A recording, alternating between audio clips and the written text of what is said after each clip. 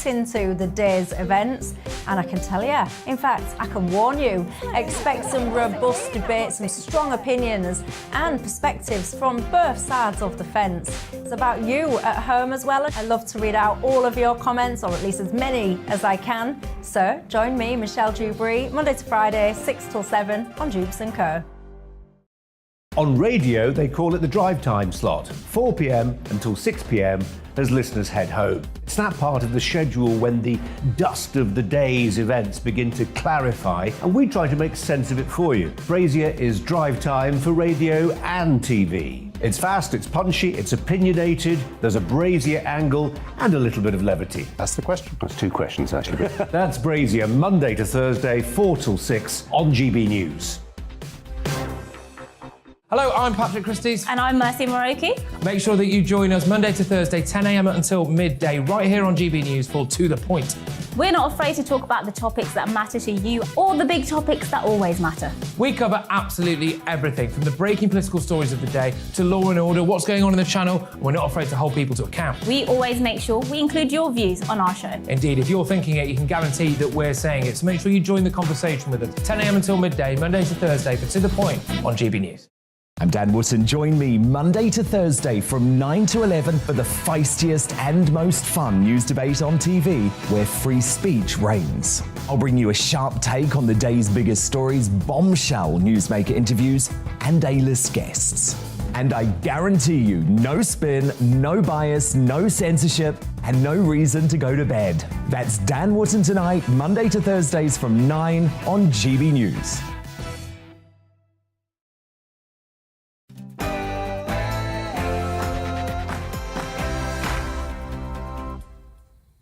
It's exactly 11 o'clock. I'm Mark Dolan, and it's time for Headliners, a first look at tomorrow's papers tonight in the company of Dana Alexander and Steve N. Allen. First up, the headlines.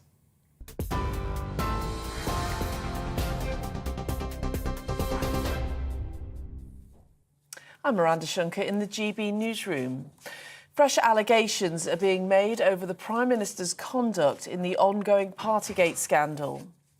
The Sunday Times reports Boris Johnson was not only present at a leaving do for his former press chief, but that he led the celebrations. It's being reported Mr Johnson will deliver a statement to MPs in the Commons on Tuesday. Downing Street has declined to comment until the Met Police investigation concludes. A former health secretary says the government must order an immediate fix to prevent the avoidable harm caused by an anti-epilepsy drug. Jeremy Hunt says sodium valproate is linked to deformities, autism and developmental delay in children when taken by mothers during pregnancy. It's estimated 20,000 Britons have been affected. Mr Hunt says there's still a major risk to patient safety and is comparing it to the thalidomide scandal. The Archbishop of Canterbury says plans to send asylum seekers to Rwanda raises serious ethical questions. In his Easter sermon at Canterbury Cathedral tomorrow, Justin Welby will say the UK should not be subcontracting our responsibilities. It's as the Home Secretary claims other countries could copy the UK's proposals. That's despite the UN Refugee Agency branding them illegal. Latest figures suggest more than 6,000 migrants unlawfully crossed the Channel to reach Britain so far this year. A former Met police officer says he's planning to bring a private prosecution over the shooting of PC Yvonne Fletcher in 1984. John Murray was working with the 25-year-old when she was killed in London while policing a demonstration against the former Libyan leader Colonel Gaddafi. A High Court judge found Gaddafi aide Salah Ibrahim Mabrouk jointly liable for her death last year.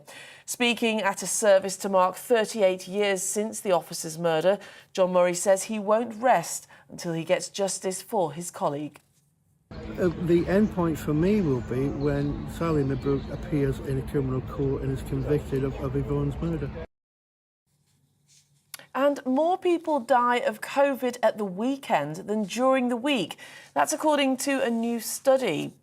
Deaths from the virus in the UK are 11% higher on Saturdays and Sundays than on weekdays. Canadian analysis of World Health Organization figures say a lack of staff numbers and experience in hospitals at weekends could be partly to blame. Well, on TV, online and DAB plus radio, this is GB News. Now it's back to headliners.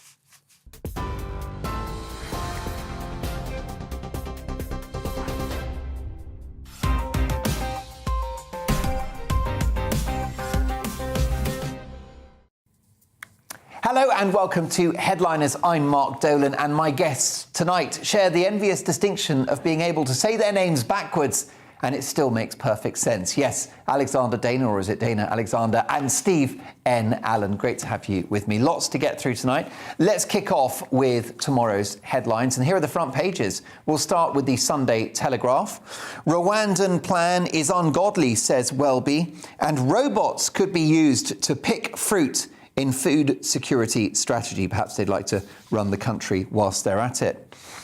The Independent, PM told to reveal details of Sunak probe. Labour has called for transparency and say that a time frame for the investigation must be published in full. Also, 250,000 demand action for Ukrainian refugees. Readers back the Independence campaign to help those fleeing war. The Observer, PM's Rwanda plan is against the judgment of God, according to the Archbishop of Canterbury. And senior Tories fear Partygate will alienate the traditional vote. The Sunday Mirror, pretty heartless orphans of the Rwandan genocide will lose their homes to make way for refugees being booted out of Britain by the Home Secretary, Priti Patel. And Harry and Meghan's look of love. The Sunday Times, drug scandal that damaged 20,000 babies. Epilepsy pills are still being given to pregnant women in a travesty that recalls thalidomide. $100 million final plea of ISIS hostage Cantley, and shipping migrants to Africa is ungodly. That story appearing also in the Sunday Times. That's Justin Welby in his message to the Prime Minister. Punish eco-mob now, say the Sunday Express. And Prince Harry still charming Meghan. And last but not least, the Daily Star Sunday. Heidi Hi Jeff, I'm Elvis of Hungary. Heidi Hi hero Jeffrey Holland has told how he is treated like Elvis Presley in Hungary, where his 1990s show You Rang Me Lord is on the box every night. And let me tell you, a TV classic it is. And more classic TV to come.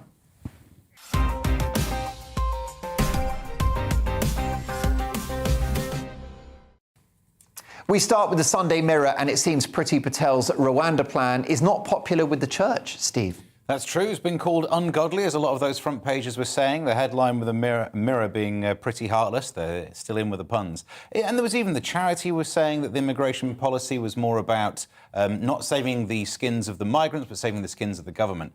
And I was thinking on that earlier. Forget for a second whether you think the core concept is a good or a bad idea, and just look at the timing of it. We definitely know that Partygate's a really sticky wicket of it, and for a while it was more war news than Partygate. All of a sudden that flipped, and then we're talking about this. So even if you don't ask yourself the question, do you think it's good or bad, the timing is suspicious. Then you think about some of the other things we've been reading about, the legal arguments against it, whether it's even workable. It seems odd not to have got those ducks in a row before you announce it. So why are you announcing it? Again, it comes up to this. I think the point is that a dead cat is a dead cat, even if you are into taxidermy. Well, I think that's a fair point. But the authorities in Rwanda have done the deal, haven't they? They've signed on the dotted line. This agreement is in place, Dana. Yes, it is in place. And they've only done it for £120 million, which I find a bit on the cheap. Let's be honest about that. Of course, the operating costs are going to be added to that.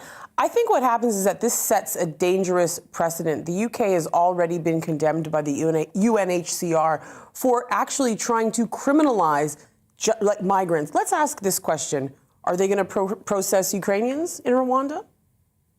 Well, the issue is that the people crossing the channel are in a safe country, which is France. So why did they come to the UK? That's just, language, that's one. Connection. Yeah, but they're not fleeing. They're not fleeing for their lives, are they? Well, have you been to Calais? I'm sure you'd believe France that. is a safe country. I think we can all agree that. Well, I think what's happening is that it's a little bit harder to get out of Calais, let's be honest about that. And what the UK is trying to benefit from is where they are, right? You can't get to the UK as easily because it's an island. So how is anyone, what are you going to say? Basically, only the countries that border the UK are going to be the ones that claim asylum?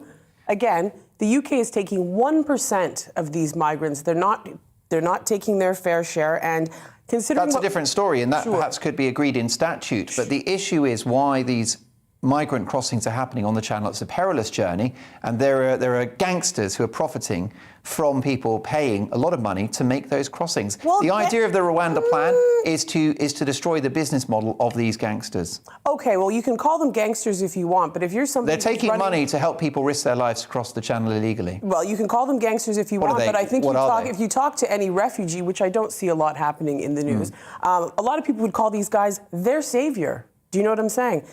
If you've ever passed through Calais or just seen what's going on in that camp, you'd think you were in Rwanda. So I don't necessarily think that it is a safe place for them. But that's an issue for the French authorities, isn't it? Well, I don't think that the UK is doing their fair share when it comes to taking migrants, and they're taking advantage because of the way that they're located, how they are located. I mean, every summer, we, of course, all year long, we see people perish in the Channel. It's a horrifically dangerous thing to do, Steve and Alan, and the government want to stop this from happening. I think it's a bizarre situation where we're calling the crossing illegal, but every country has a legal responsibility to give refuge, and the only way you can apply is if you've made it to the UK. So surely, almost by a secondary effect, you've made the crossing legal. And I think that's where there might be a greater argument. Why do people discard their documentation and their smartphones on their way to the UK? Then they may not be true asylum seekers or people seeking refuge. However, that's not disproved the sentence, we have a legal right to give refuge to those who deserve it. Just because you can find someone who doesn't deserve it doesn't mean you've proved that no one does. What about the dissatisfaction of the British public, or a lot of the people that maybe watch this programme, that vote in elections, in regard to the nature of these crossings, given how unofficial they are? Well, I mean, it's understandable, and more needs to be talked about it. Thank heavens we're not living in a time of politics. I remember the elections where no one would say the word immigration, but it doesn't mean we've found the right solution. I don't think this is the right solution. It does. Well, what is the right solution? I don't know, but I tell you what, it looks like God's not in favour of it either. That's the latest update, isn't it? Yeah, I mean, this will be a kind of added headache for the Prime Minister. Basically a kind of pretty strong attack from the Archbishop of Canterbury in relation to this policy, that it's immoral or ungodly, un-British maybe. And it's potentially a liability issue, because if anything happens to them in Rwanda, the British government could also find themselves in a lot of hot water. Fascinating conversation, no doubt that one will continue. The Mail on Sunday now, and Harry and Meghan are back in the UK. Excited, Dana?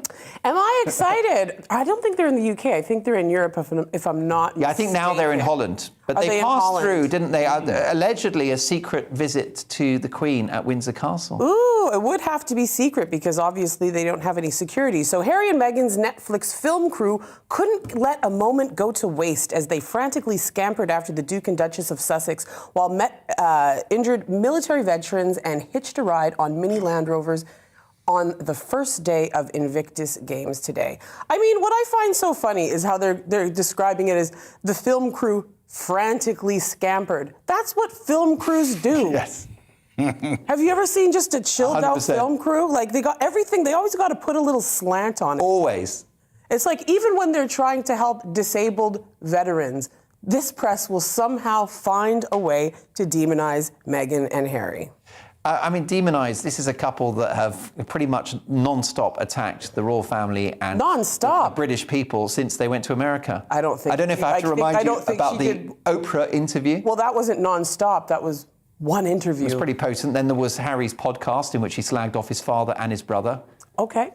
You know, there's a book coming out which is expected to be a right royal stitch-up. I'll tell you this. She hasn't slagged off the royal family even 1% of what she's gotten from the British public. So I'm sorry. And I don't think that she slagged them off. Let's say that her claims are true. Nobody ever really talks about that part. They just go, oh no, the Queen would never do that, or no one in the royal family would ever do that. But we see things like the Blackmore brooch and all of these other missteps, and you have to take it into, you have to question it. And furthermore, she wasn't the one to make the claim. Harry was. What about the suggestion that somehow they got married before the wedding ceremony? Oh, which gosh. was quickly rebuffed by the Archbishop of Canterbury. I mean, now does that not raise questions about the accuracy of the witness? Well, does it not raise questions? She said, she was on camera saying, we got married before the wedding. That was a lie. Okay. It might have been a technical lie. Perhaps. Unreliable witness. Unreliable witness, okay. Well, I mean, if that's all you have on Meghan, it's a pretty weak case. Unsubstantiated claims. It's a pretty weak case. Okay. What do you think about this? Do you think that this family can rebuild bridges?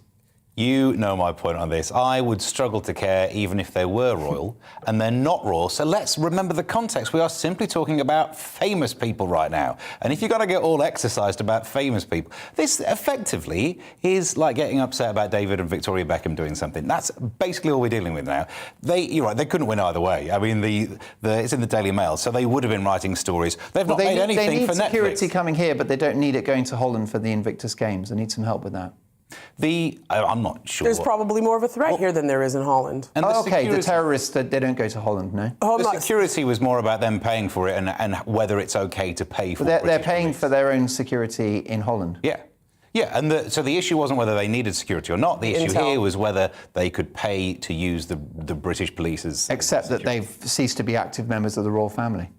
And so they've had a right royal hissy fit, not coming to the UK, not being at Prince Philip's memorial, and instead dicking about on a children's Land Rover in Holland instead for a photo op. To that point, though, to call it a photo op, if they hadn't made any programmes for Netflix, the Daily Mail and other people, you know who I'm looking at you, sir, would be saying, they've got this contract and they've not even made a TV show. Make a TV show about the Invictus Games.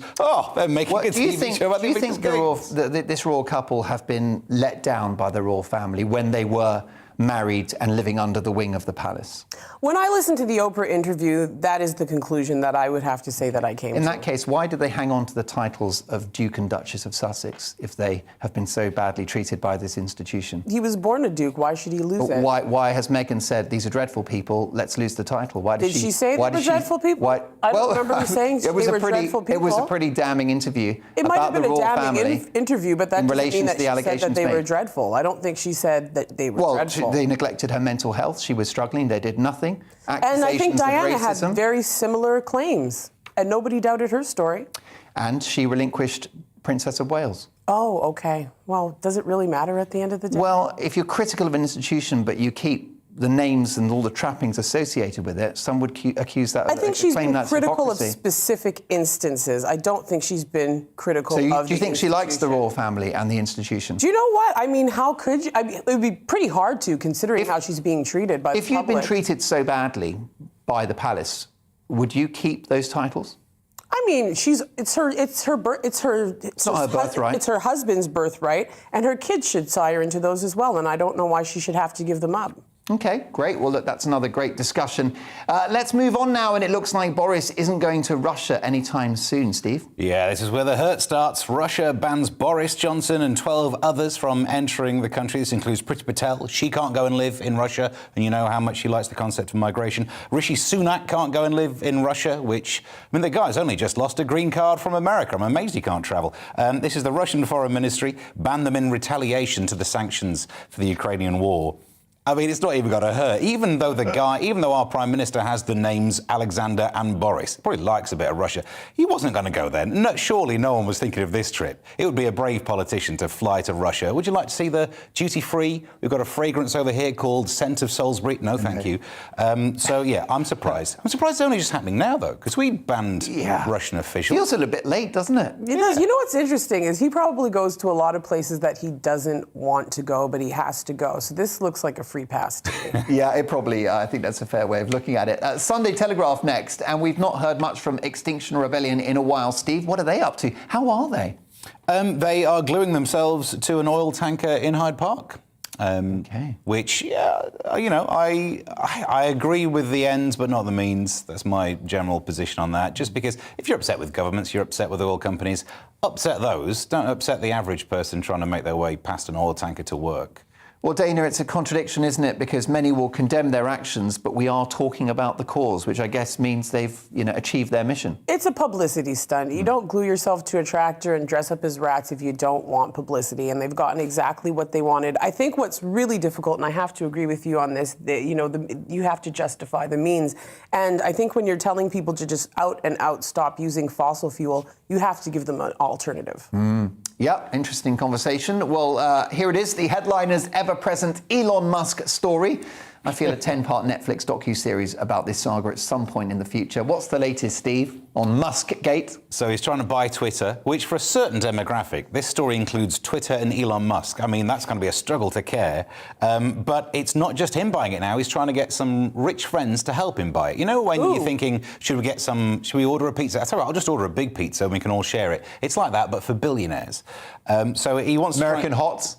Well, that's not ham and pineapple. It's not how I'd call him, but if you find him attractive, it's the money that sways you, isn't it? But it's because of this poison pill thing. We're moving into the world of finance and beyond my knowledge zone here. But the idea is that the owners of Twitter, because they don't want Elon Musk to buy it, could release lots of shares, messing up the financial ability of Elon Musk to buy it. But that's if he owns more than 15%. So he's trying to look around and go, hey, rich people, why don't we all club in and get less than 15% each?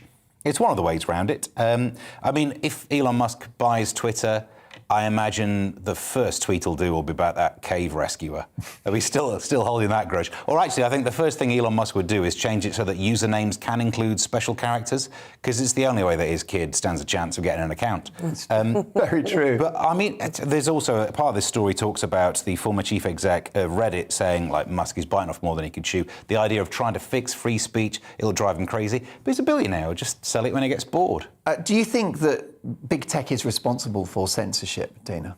Well, I think when it comes to a platform as big as Twitter, I think we run into a danger when you have one person operating and owning it, right? Because that's a huge amount of power to have. It's a huge propaganda machine, let's be honest. He already has 80 million followers. What more does he want? It's going to be a long Tesla ad, maybe. I don't know.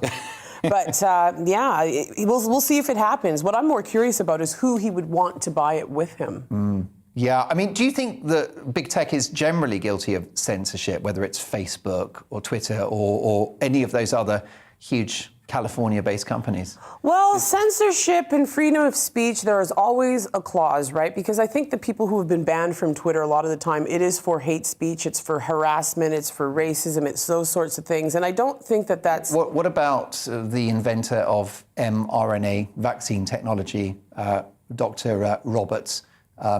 Forgive me, his surname escapes me now. Robert Malone, who was cancelled by Twitter. That was a bit harsh, wasn't it? Yeah, was he an anti-vaxxer? Well, I mean, he invented a vaccine. But was he an anti-vaxxer? No, I don't think so. He'd had the vaccine himself, and he thought it should be focused on those clinically vulnerable, which I think is a perfectly reasonable suggestion to make. And for that, he was taken off the platform. Is that a good look? I don't know if it's a good look, but I think when we start getting into, vigilante virologists online, we have to be careful. I think he deserves a better title than that. If he invented vaccine mRNA technology, I think perhaps he's earned the right. Perhaps he has earned the right, but I think that you have to be really careful when you have government-set mandates and information, especially from professionals going on. What about those that question the veracity of those mandates and government information? I mean, is history uncluttered by examples of government information that was wrong?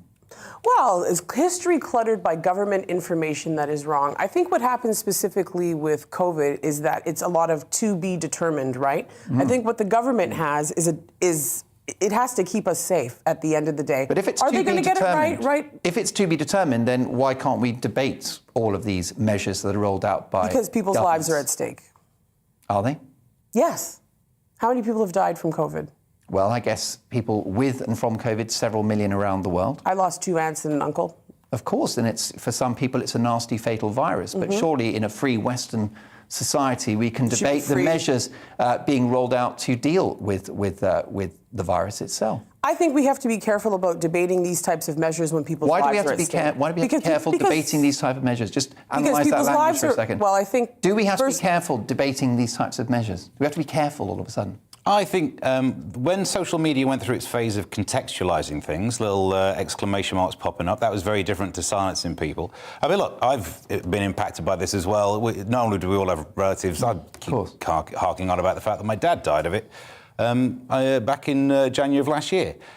And so therefore, my instinct is to say, people are obsessing as if Twitter is freedom of speech. You are free to say whatever you want. Are you free to do it on another person's website where they are allowed to make terms and conditions? Is there some form of natural human right to one social media platform? There's not, though, is there? Well, and this is the essence of the debate, is that it's around the preservation of life. Many will argue that lockdowns will bring with them a higher death toll. So if you talk about government mandates, government policies which are there to save lives, that's not an open and shut Lockdowns will case. bring a bigger death toll. Please explain that to me. Well, the idea is that societal damage, so economic damage, the University of Bristol have pointed out in a report just 6 months ago that creating the biggest recession in 300 years will shorten and curtail the lives of 500,000 people. This is because of deprivation, other untreated illnesses and beyond. Do you know what else? Societies Do you know what else normally preside curtails? over shorter lives. Do you know what else curtails the lives of people? Death. You have to explain that one to me. Catching COVID and dying.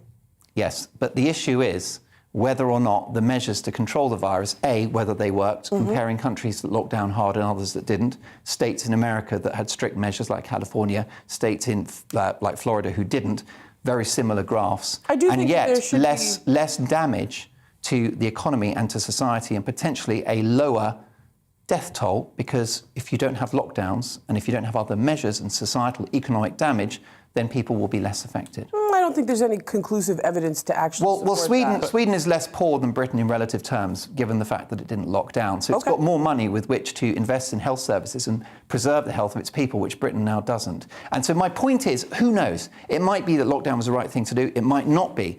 But central to my discussion here, in our discussion, is that on Twitter, we ought to be able to debate all the measures. And some people should be able to go on Twitter and say, no, lockdowns will do more harm than good, which is the view of Professor Jay Bhattacharya, head of medicine at Stanford Medical School, one of the most respected seats of education in the world. But this is a guy who himself has said that he's been censored on platforms like Twitter. Yes, I guess he has. So this is a problem. Public health. You got to, at a time when you're actually, we all saw what happened at the beginning. Is that dangerous misinformation? We all saw what happened in Wuhan at the very beginning of the pandemic. It was harrowing. The government And it wasn't reflective of the disease, was it, in the end? What do you mean it wasn't reflective? Well, the scenes we saw playing out in China did not actually reflect across the rest of the world when the virus finally spread. Because we took precautions. Yes, but in the end, the virus was clearly one which impacted people of a certain status, which is their health, obviously vulnerable groups, that kind of thing. A third of people were told, act like you've got it. This was a virus that provided no symptoms to 30% of the population. Well, that's not a really good number when you consider there's a whole other 70%. Sure, good stuff. All right, well, look, another great debate. I think you'll agree it's been a fascinating conversation so far. That's part one out of the way. 2 minutes of adverts now. Try and resist the urge to crack open tomorrow's Easter eggs, and we'll see you shortly.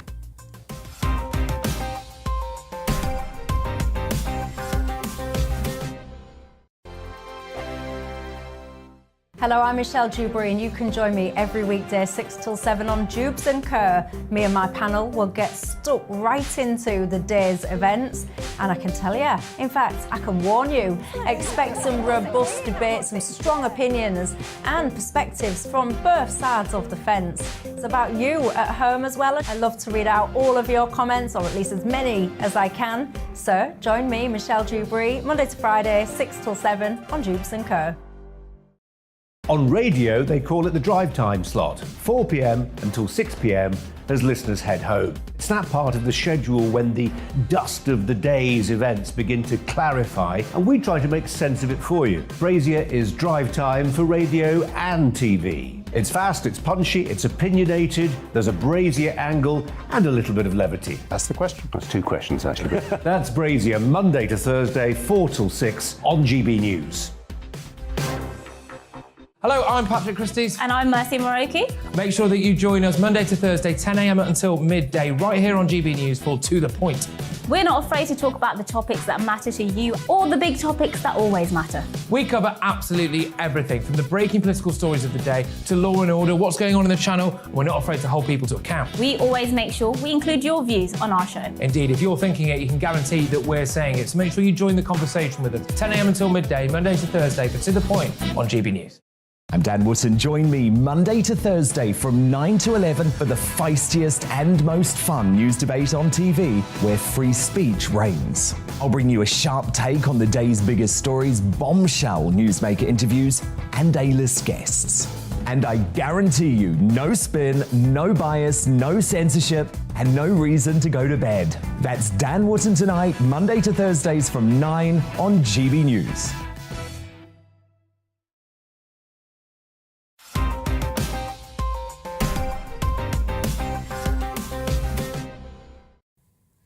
Welcome back to Headliners. I'm Mark Dolan, and my piercingly insightful guests tonight are Dana Alexander and Steve N. Allen. The Mail on Sunday now, and it turns out banks haven't always been the paragons of virtue. They now are, Dana. No, the Bank of England discovers that it owned 599 slaves in Grenada in 1770s, and after claiming that it was never directly involved in the trade. The Bank of England owned nearly 600 slaves when it acquired two plantations on the Caribbean islands of Grenada in 1770s. New research has revealed. The startling fact came to light in a study commissioned after the 2020 Black Lives Matter protest.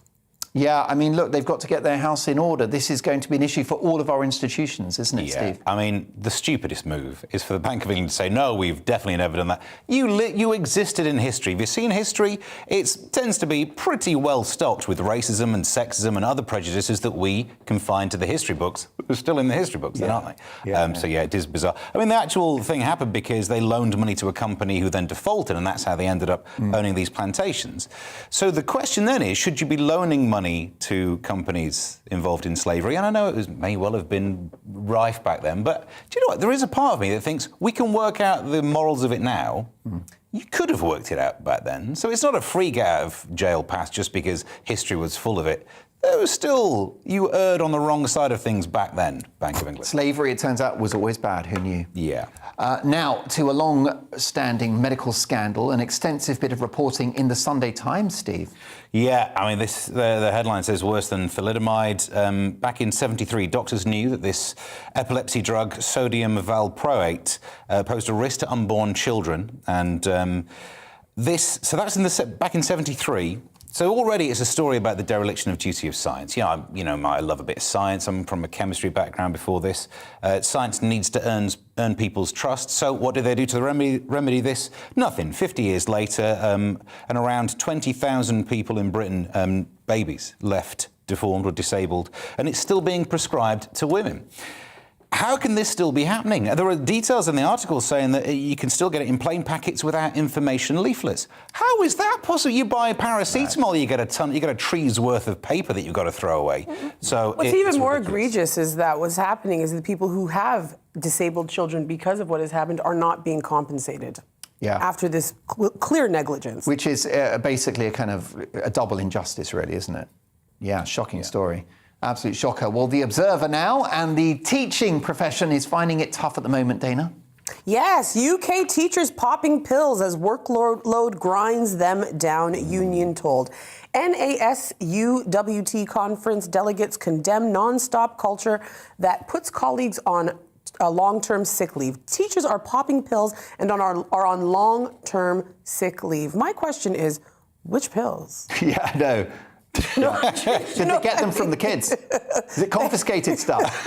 And are they showing up to class high? Yeah. I used to have a teacher, I swear she was drunk. Sometimes she wore her blouse inside out, and she was always going into these stories. We talk about Greece. She'd go, Greece! I was in Greece. I was at this dance, but nobody would dance with me. But I was dancing by myself. I'm like, you are drunk, lady. That's amazing. Did you learn much? You know what? I actually did. This was one of the most passionate teachers I've ever seen in my life. Yeah, it's a tough gig, the teaching profession. Yeah, and we ask too much of teachers because we expect them to teach all of the morals that we personally think that should be taught, and everyone's biased in that. We want them to effectively be mental health professionals, and they've still got to teach kids that the square of the hypotenuse is equal to the sum of the square of the other two sides. You know, which we all know it is. Which we all know it is. And there's a lot of in this article about how that there's the constant ping of WhatsApps and text messages. Why? Why do you need a teacher to be on hand? Because no one's changing the way that you conjugate French verbs at 2:30 in the morning. So, of all of the jobs, I very much think that we need to take a step back from this 24-hour access thing. No, I turn the phone off every so often. And pushy parents as well. I mean, I've known teachers that have experienced real harassment from parents. Oh, my mom was one of those parents. Was she? Was she like a kind of helicopter mum? Oh my gosh, this teacher, she said once, there's 2 other black girls in my class. She says, "You 3 are as thick as thieves." And I remember saying that to my mom, and my mom was like, "What did she say?" And she wrote this long letter. And it was her birthday the next day, and I had to give it to her. No. It was horrible, but I didn't want to give it to her because it was her birthday, so I gave it to my friend who wasn't very bright. She couldn't read cursive. And the teacher's like, "What are you reading in class?" And she ripped the paper out of her hand, and it was just my mom reading her for filth. She just burst into tears and left the classroom. What a drama. But she learned her lesson, I hope. Yes, she did. Yeah, you're right.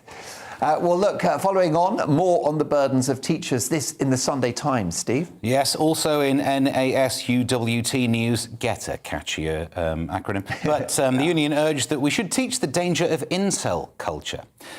So, again, maybe this is a question just to reflect my previous point. That's another thing on the list of stuff we're asking teachers to teach about incels, as well as teaching what a gerund is. But they did a survey and found that most female staff found that there's misogyny in class. They said that incel, which is short for involuntary celibate, that this subculture is drawing pupils in. It's hard for me to relate to this because, if anything, certainly through my 20s, I was an in-plar, the involuntary player. Oh, nicely done. No one really understands. You were. No one understands why. How about this? Aren't all 13-year-olds boys involuntarily celibate? You shouldn't be having sex. You're a school child. Like, come on now. It's weird that there's this being drawn to the dark side. I mean, if anything, surely you should be taught about your relationship status shouldn't define you as a person. Don't be defined by what the opposite sex thinks of you. Be a good person for your own sake, and that way happiness lies. But this whole movement, it looks ridiculous on all of the levels, and yet it pulls people in. It somehow indoctrinates people online. Good luck trying to teach your way better than the internet. Yeah, absolutely. What a story. The Observer now, and savour those Easter eggs whilst you're prematurely eating them, watching headliners. They may be your last if the sugar police have their way, Dana. Yes, last right. Supermarkets' annual Easter egg bonanza to end. So shoppers may soon have to hunt for chocolate eggs as an anti-obesity law dictates how and where unhealthy foods can be sold. Oh, crumbs. Oh, come on now. I mean, so no more Easter sales, no more 3 for 2, 2 for 1, all of this stuff. But I'll tell you this, we've all seen anybody who wants chocolate is gonna get chocolate. I don't know if any of you guys have ever seen that show, My 600-Pound Life. You don't know what people will do to feed themselves. Yeah. I know there are people that are so big, they can barely fit outside of their house, but they will still find a way to get food. So I don't see how this is gonna work.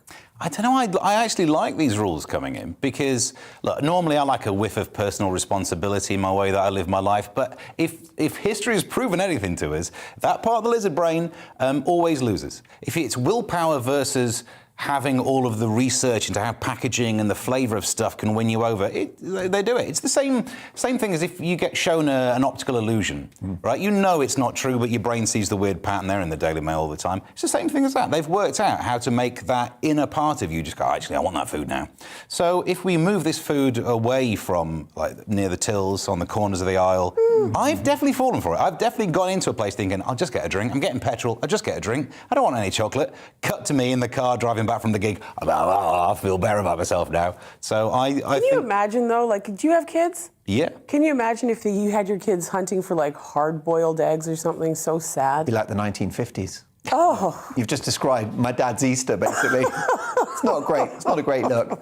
We'll put those Easter eggs down briefly because it's time for another very short break. But coming up, we've got dog meat, baps and flapjacks. That may sound like a terrible sandwich mixture, but they're an amazing headliners combination. See you in 2.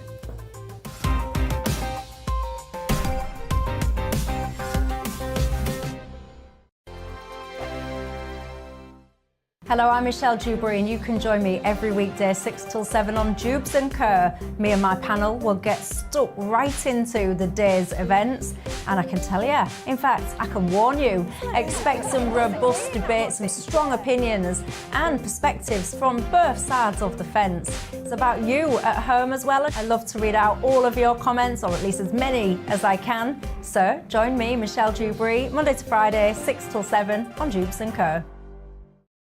On radio, they call it the drive time slot, 4 p.m. until 6 p.m. as listeners head home. It's that part of the schedule when the dust of the day's events begin to clarify, and we try to make sense of it for you. Brazier is drive time for radio and TV. It's fast, it's punchy, it's opinionated, there's a Brazier angle and a little bit of levity. That's the question. That's two questions, actually. That's Brazier, Monday to Thursday, 4 till 6 on GB News. Hello, I'm Patrick Christie's. And I'm Mercy Moroki. Make sure that you join us Monday to Thursday, 10 a.m. until midday, right here on GB News for To The Point. We're not afraid to talk about the topics that matter to you or the big topics that always matter. We cover absolutely everything, from the breaking political stories of the day to law and order, what's going on in the channel. We're not afraid to hold people to account. We always make sure we include your views on our show. Indeed, if you're thinking it, you can guarantee that we're saying it. So make sure you join the conversation with us, 10 a.m. until midday, Monday to Thursday for To The Point on GB News. I'm Dan Wootton. Join me Monday to Thursday from 9 to 11 for the feistiest and most fun news debate on TV, where free speech reigns. I'll bring you a sharp take on the day's biggest stories, bombshell newsmaker interviews, and A-list guests. And I guarantee you, no spin, no bias, no censorship, and no reason to go to bed. That's Dan Wootton tonight, Monday to Thursdays from 9 on GB News.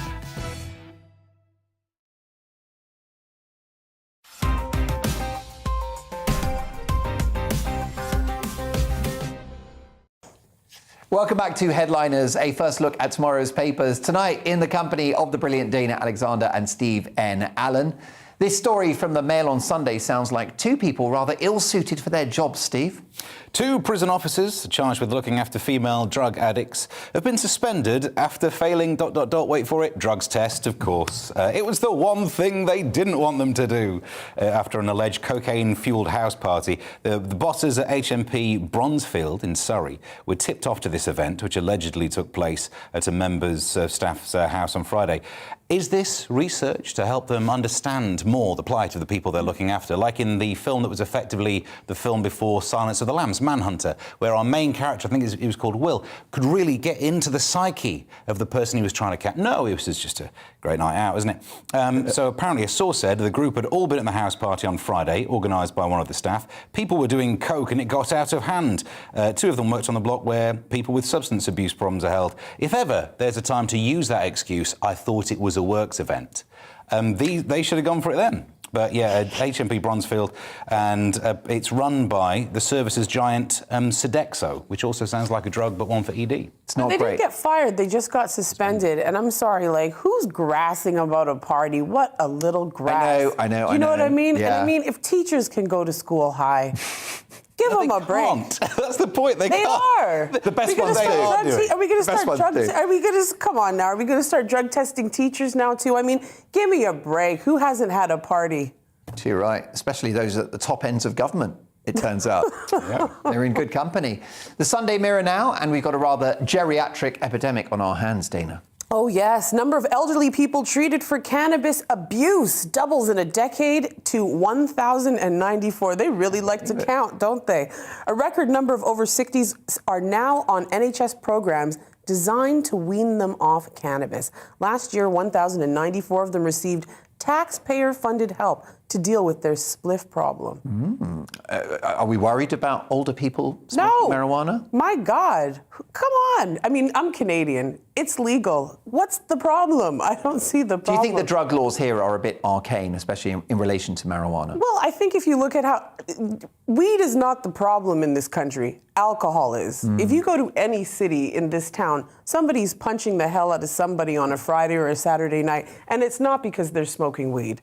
Let's be honest about it. So, come on. They're old. Give them a break. You know what I mean?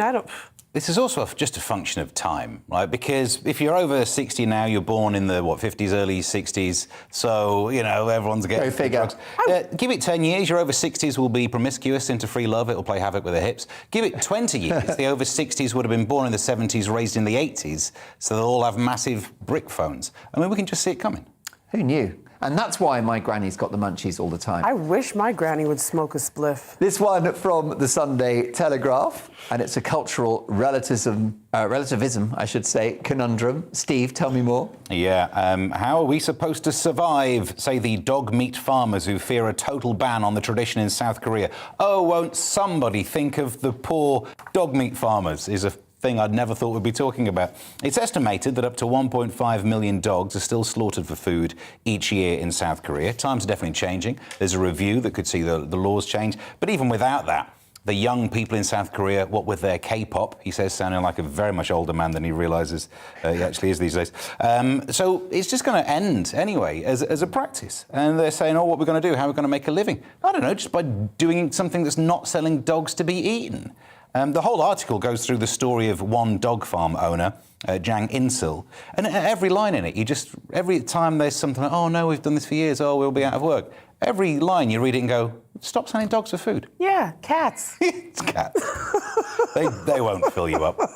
They will not, for those watching at home. This next story is about farming and contains some pretty shocking information. It turns out women are also allowed to be farmers. Didn't know that, Dana. They are allowed to be farmers, but they're not allowed to join in with the men farmers. So a sexism row has erupted as men-only farmers groups refuse to admit women. I mean, this sounds like an incel to me.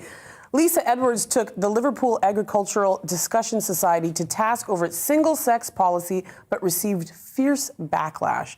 So I think that's pretty sad because these men are getting together specifically because they feel lonely.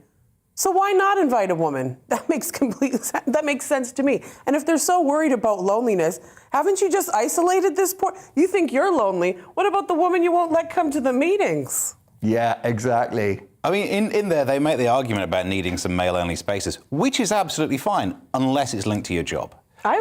No, I mean, look, if a bunch of blokes want a group where they meet and there are no women and they talk about their mental health... Then go to a bathhouse. But exactly, it doesn't need to be about your job, because then you said, we're farmers. Oh, no, that type of farmer's not allowed. No, that's not right. If you want to discuss these things, go and have your social that's just blokes. And farmers can't be sexist, given that they're quite reliant on cows. And it actually puts her on the back foot because these guys start talking shop and business and they help each other. Do you know what I mean?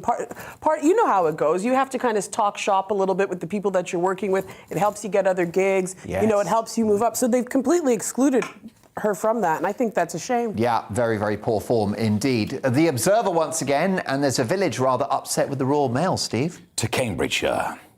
There are 2 Cambridge villagers that say that they have lost thousands of letters, that their deliveries have mysteriously stopped for almost 3 weeks. What are you going to do to complain about it? Write a letter? It's never going to get there.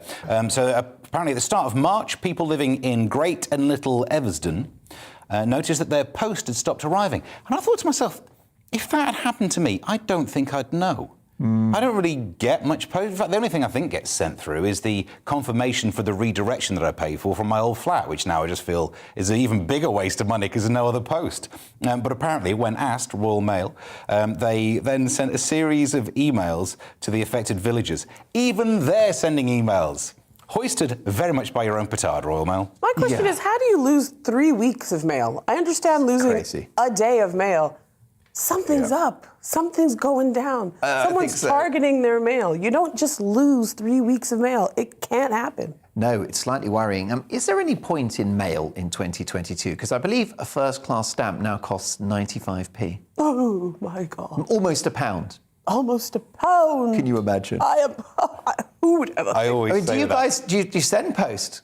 I have sent post. Like I've said this on the show before. I used to have a couple of prison pen pals. Really? Yes, I did. And then they got out, or what happened? Oh no, I made sure I picked ones that were never getting out. That's very good. That's very good. The multiple homicide is what you're looking for. Totally. Yeah, that's on your Twitter bio. I've used the post a lot because of sorting out like the estate of all the family members who are sadly no longer with us over the last couple of years. But I tell you what, the whole system is done via having to send things just to slow you down. I'm sure of it. Yeah. It is deliberately painful. Oh, we'll send you this form, and then you'll need to apply to something else, which you have to write off for and wait 3 weeks. I could have had all of those estates sorted in a week if we could do it on email. Yeah. I would be mostly worried about things like bank statements and that type of information. When mail goes missing for that long, yes. Do you know what I mean? It was so easy to target these people. Go paperless. I'm paperless. It's the future. Do you know what? I'm not paperless. They always send it to me. I don't know how you even go paperless. You've got to go online to tell them that you want to go paperless. I'm going to try that. Why not? There you go. Welcome to the modern world. Who knew? Apparently, there's been a rise in breast augmentation over lockdown. Dana. Yes, WFH may be to blame for a rise in Britons being left botched from cheap cosmetic surgery abroad. And WFH, of course, work from home. I mean, it's now so common it's got its own acronym, right? Yeah, yes. And 82 patients needed follow-up NHS treatment last year after going overseas for boob jobs, tummy tucks, and other procedures. I mean, when it said work from home in this story, I did think, well, you've got to go around the surgeon's house. I'll lay on the kitchen table, try and just spray something first. But I mean, what's curious to me is now they're trying to make travel insurance compulsory for people doing these kinds of procedures. But you think if you're going to go to another country and cut your body open, the first thing you would get is insurance. I mean, and the worst thing about it, I guess, when you look at these elective surgeries, I mean, they're kind of based in vanity, and oh my God, it's so terrible to have it go the exact opposite way. Do you know what I mean? Yeah. But then a lot of the time when people get into surgeries and things like that, they just take it so far. I remember this woman on Oprah, and I think she had like 27 procedures, and I remember Oprah looking at her like, do you think you've had enough plastic surgery? And she just went, God. This poor woman, she couldn't even close her eyes. Yeah, I mean, it was Stephen, would you have anything done? Oh, yeah, if I could afford a hair transplant, of course. It is literally horrible being bald. No. There you go, definitely. I think you cut quite a Bruce Willis figure there in that tweed jacket of yours. I got lasered in the eyes as well for vanity as well, because I was a bald, bespectacled fat man. No one wants to be the George Costanza of life, so at least I got one of them fixed. This organisation that represents plastic surgeons has the most amazing acronym, doesn't it? You care to share it with the class? British Association of Aesthetic Plastic Surgeons, or BAPS. That's actually a Spike Lee movie. Is it really? Yeah, it's about like this telephone operator who, like, I think was played by Halle Berry, and she has like this crazy blonde weave and these nails and stuff. Wow. Yeah, BAPS. God, that sounds great. I love Spike Lee. Can I ask you about Dana? You're obviously perfect. We wouldn't change a thing. But if you could have anything done, would you? I mean, I decided when I was going to be like 65 that I might lift these up because gravity is cruel and they're very heavy. I think liposuction is very attractive. What are you trying to say? Just the idea. Definitely talking about myself. As a bloke in middle age. Where would you take it from? Your earlobe? No, it's amazing, right? Because I cut out sugar. We talked about that during the break 3 years ago, and I did lose actually a few stone.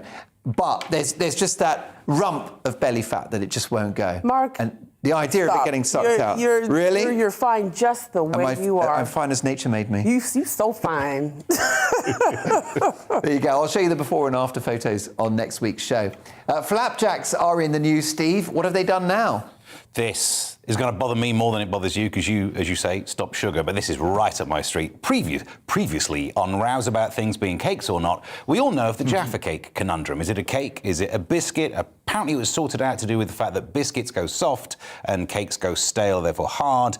I don't know still which a Jaffa cake is because I don't leave them long enough to find out. I eat them. Come on. And there was an important financial reason why we were having this debate, to do with VAT. It is, because cakes are considered modified breads. More on that very shortly. So, to flapjacks.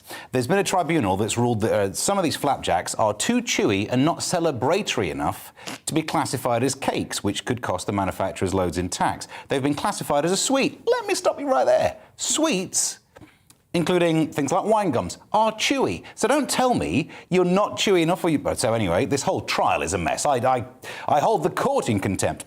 Tax law considers cakes to be a form of modified bread, because therefore it's a food staple. How on earth is a fruit cake a cake then? Your Honour. And the decision's been made over these 36 flapjacks. Crazy. Which apparently have toppings Listen, look, I mean, for me, a flapjack is a food staple. But the thing that upset me the most, the judge said most people regard the archetypal cake to be more pleasant to eat than an everyday food. So I shouldn't eat it every day. This story's really hit me where I live. But here's the greater debate. Do we like flapjacks? No. I know. I think they're like the licorice of the food world. In other words, you love them or hate them. Oh, God, yeah. There's so many things that I still can't get used to in this country. Like, when you go to Scotland, they just put everything in a fryer. Yes. I won't eat black pudding. Yeah. I won't eat, what's that stuff at breakfast? Oh, hash browns or potato bread? No. Oh, who cares? Or they also have white pudding as well. Oh. So good. That with a side of flapjack, you've worked out what my average diet is. Ooh, who knew? Love a flapjack. There you go. His body's a temple. Rather neglected one. Next up, a story of our warring Anglo-Saxon forefathers that they would approve of, Dana. Oh, my gosh. So exclusive. Could the Midlands leave the UK? No.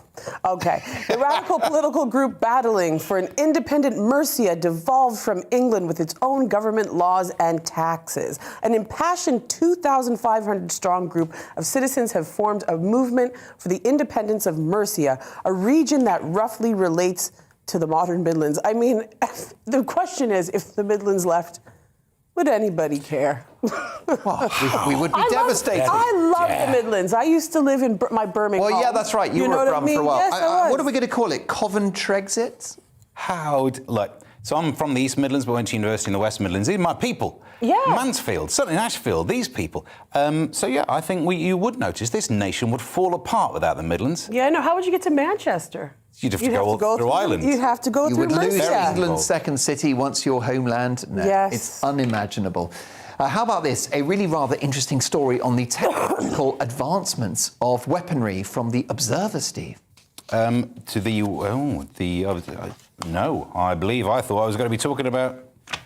I see. We've got Excellent sleight of hand there. And great team play from Dana Alexander. How archery was vital to the survival of early humans. I like this. Remains were found dating back 54,000 years. Now, what I like about this is I've never been good at certain computer games. Driving one's terrible at. But any shooting ones and that kind of lark, I'm great at. And coming from Nottinghamshire, yes. I have found that my natural ability is in archery. My other half, for a birthday a couple of years ago, got me an archery lesson. Turns out I didn't need it. Just that good. And what I like about this is, back in that, I would have been useful to early humans. I've often thought I have no usable skills. But if we could actually manage to, that critical phase of being Homo sapien, of working out that a tree and whatever else you use to make a bow could suddenly manage to absolutely knock other people out. I'd be in charge of Mercy about them. Yeah, sounds pretty amazing, doesn't it? Look at that. You'll be defending Britain sometime soon. Last one from the Daily Star. Someone's parked in someone's garden. Is this news, Dana? Yes, it is news. I would be furious if that happened, but if only I had a parking space. Anyways, a furious mom fumes at driver who parked in her car driveway near to the Birmingham airport. So Debbie Flynn was left furious after the mystery car appeared on her driveway 5 days ago, and she can't do anything to move it until the driver comes back to claim it. So this isn't a criminal matter, this is a civil matter, and they can do nothing about it. She suspects that somebody has rented out her spot to this person, and so what she's done to kind of, give the guy a bollocking. Can I say that on TV? Of course you can. You won't be censored here. But so she wants to chain up his tires so she can tell him off when he comes to pick up his car. I think it's madness. I would be furious, wouldn't you? Yeah, it's so bad. And honestly, she might need to get somewhere quickly. It's a nightmare. I think they should be able to tow it, and it should be at his expense, yes, period. Totally agree. I think that people that live near airports have drawn the short straw generally. All the noise, people parking their cars nearby. Mm-hmm. It's not fun, is it? No, it isn't fun, but I mean, that's what you get when you move to an airport. But you think your own driveway would be safe from other people parking in it. Yeah. I just can't believe that they can get away with something like that. And the worst thing is, now that we've told this story, other people are going to try it because they know that nothing can be done. No, I know. That's the thing, isn't it? I mean, British people get very worked up about their parking places. Oh, definitely. But this is, you say, Birmingham Airport, so when thankfully the Midlands declares independence, the first thing we will do is outlaw that. And you'll all be thinking, I wish we could move to the Midlands. That's the kind of country we like. Yeah, that is definitely the country we like. Listen, this is the panel that we like. What a brilliant conversation we had tonight, guys. Thank you so much. The amazing Dana Alexander and Steve N. Allen. Thank you for your company as well. We're back with more headlines tomorrow at 11. I'm back in the hot seat from 9 tomorrow. My Mark Meets guest is radio and TV legend Dr. Fox. That's right, Neil Fox live at 10 on the show. Can't wait for that one. Lots to come on GB News. I'll see you tomorrow at 9.